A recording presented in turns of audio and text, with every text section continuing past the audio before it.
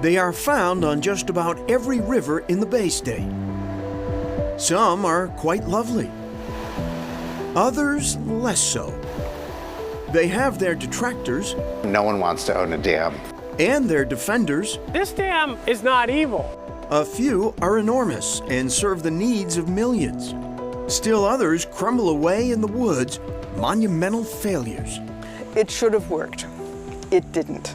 In case you haven't noticed, Massachusetts is dammed. There are over 3,000 of them in our rivers. Trouble is, most of them serve no purpose anymore. Dams disrupt ecosystems, blocking fish passage, turning vibrant living rivers into stagnant ponds. And as climate change brings on larger, more frequent storms, 2 catastrophic dam collapses in just hours.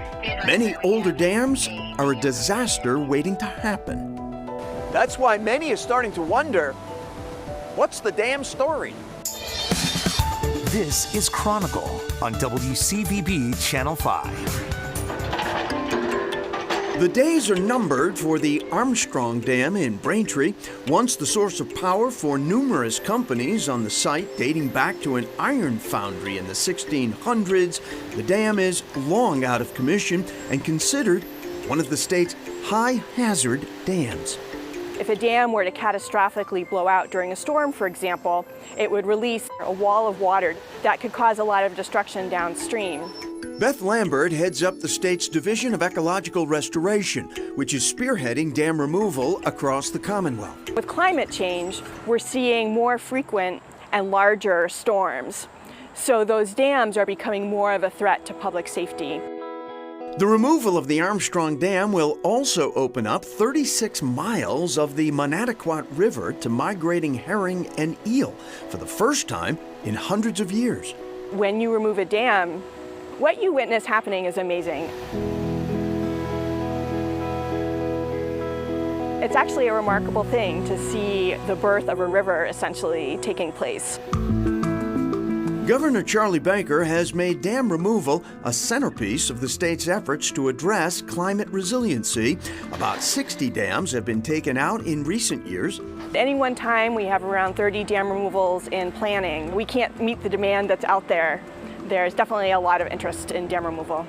But in Wrentham, maybe not so much. I've been living here 45 years, and every day almost we say we're living in heaven. It's a beautiful spot. Bob and Pam Pallett's dream home is perched high above Old Mill Pond. We have a nice dock, nice deck. We have campfires here in the summer and fall. But the small dam on Eagle Brook that creates the pond is in disrepair, and an outside engineering group has recommended its removal. That, of course, would drain the pond, leaving neighbors high and dry. It will, in my opinion, be a marshy, mucky mess. The Pallets point out that Red Dam, which forms Wrentham's popular Lake Pearl with its many homes and public beach and boating, is just a few hundred yards away. Where do you stop? You take away this, but there's a dam 800 feet away. Do you take that one out too? Do you take every dam out? In our opinion, we believe it should go. Robert Kearns is with the Charles River Watershed Association, enlisted by the town of Wrentham to help explore the idea of removing Eagle Dam. It's really at a significant risk for dam failure. It's in really poor condition. It's crumbling. The state road is right downstream. I just don't get it. I don't get the logic behind any of this. Joel DeRico doesn't live on Old Mill Pond, but he likes that it's here. He thinks the idea of restoring Eagle Brook to some pre-colonial condition doesn't make sense in the 21st century. The Charles River Watershed, they want to go back to before 400 years ago and take out dam. And quite frankly, when you look at this area and you look at the wildlife and the recreational uses, leave it alone. It's not bothering anybody. No question, the Charles River Watershed Association is unapologetically anti-dam.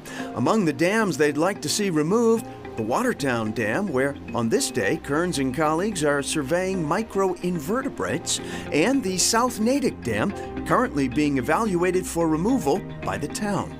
To be clear, Charles River Watershed Association wants to remove dams and restore a free-flowing river for people and wildlife. You know, the cost of repairing dams can be very high, and that often factors into a town's decision on whether or not to remove them altogether.